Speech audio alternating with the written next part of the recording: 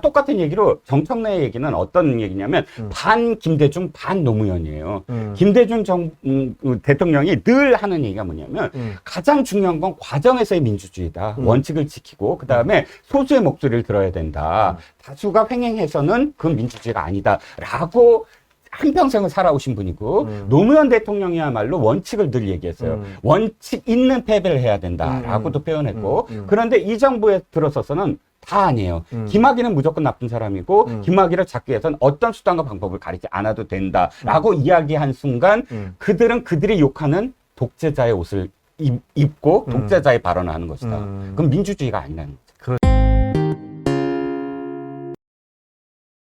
정청래가 그때 제일 먼저 달려가갖고 사실 솔직히 말씀드리면 노무현 대통령 제일 먼저 비판한 사람이에요. 아, 그런 일이 있었나요? 그래서 그러니까 노사모에서 정청래를 뭐라고 불렀냐면 국물족이라고 불렀어요. 국물족이 뭐예요? 국물족이 뭐냐면, 이 따라 붙으면서 네.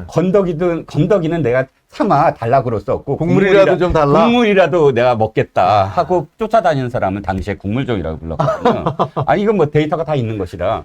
그래서, 사실 그런 것들을, 이렇게 그러니까 세탁하려고 더 목소리가 나중에 커지고 했던 거죠. 그런데 문계기의 달인이네. 네. 아까 이제 우리 말씀하셨던 정청래? 정청래, 그러니까 국물족이라는 말 처음 들었는데 예. 이 정청래 씨가 언론 보도에 따르면 아주 재밌는 얘기를 했어요. 그러니까 뭐라 그랬냐면 산불을 껐는데 왜 절차를 안 밟느냐고 안 밟았냐고 문제를 삼느냐.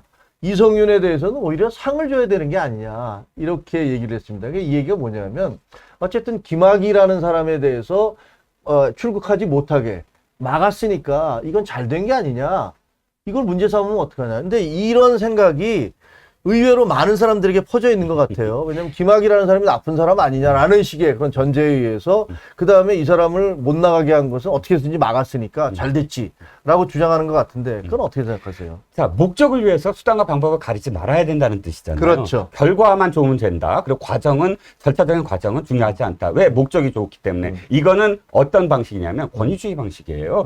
지금 이 사람들이 지금까지 욕했던 그런 그 권위주의 정권에서 예를 좀 들자면 뭐 간첩이다 해갖고 붙잡고 고문을 한다. 이 과정 속에서 항의를 했을 때 민주주의에 위반된다고 했을 때 똑같은 얘기를 해요. 간첩으로부터 정보를 얻기 위해서 고문하는 것은 어쩔 수 없다, 불가피하다, 이런 얘기네요. 그렇죠. 우리가 공산주의를 막기 위해서는 이 절차적인 게 뭐가 중요해? 그래서 이 사람들이 끌어갖고 모든 사람들 일망타진했는데 이것에 저항해서 민주화가 있는 거 아닙니까? 자, 똑같은 얘기로 정청래 얘기는 어떤 얘기냐면 반 김대중 반 노무현이에요.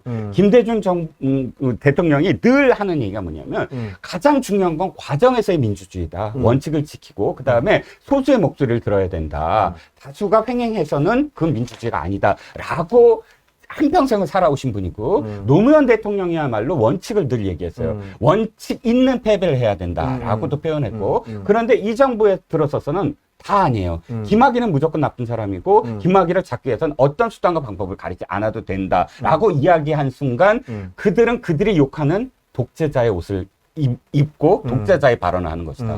그럼 민주주의가 아니라는 거죠. 그렇죠. 그건 사실은 말이 안 되는 얘기죠. 뭐 목적을 위해서 그 목적이 정당하니까 누구를 고문하든가 어떤 수단을 써도 된다라는 것들이 일단 말이 안 되고, 둘째는 그 목적 자체의 정당성을 누가 입증을 할 수가 있느냐.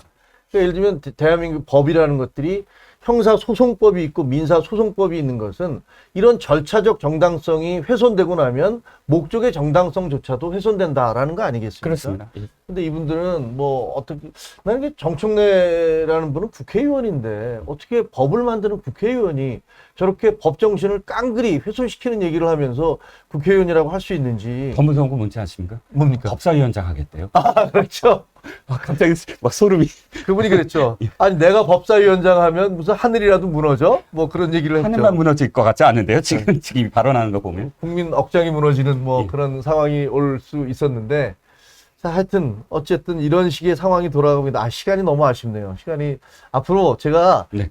저 평론가님을 다시 좀 모셔서 네. 긴 시간 동안 또 한번 얘기하는 그런 기회를 좀 자주 갖도록 하겠습니다. 아유, 영광입니다. 네, 불러주시면 언제든 달려오겠습니다.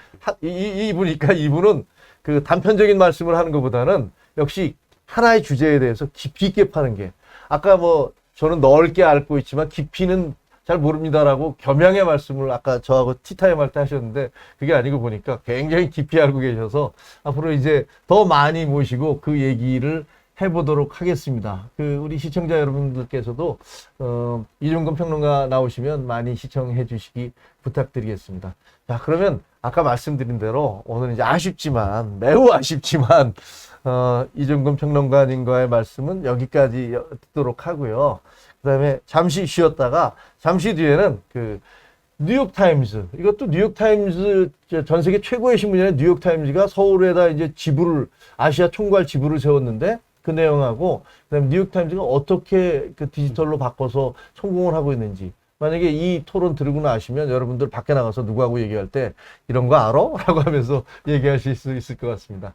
오늘 하여튼 이종근 평론가님 감사하고요. 아, 예, 감사합니다. 나와주세요. 예.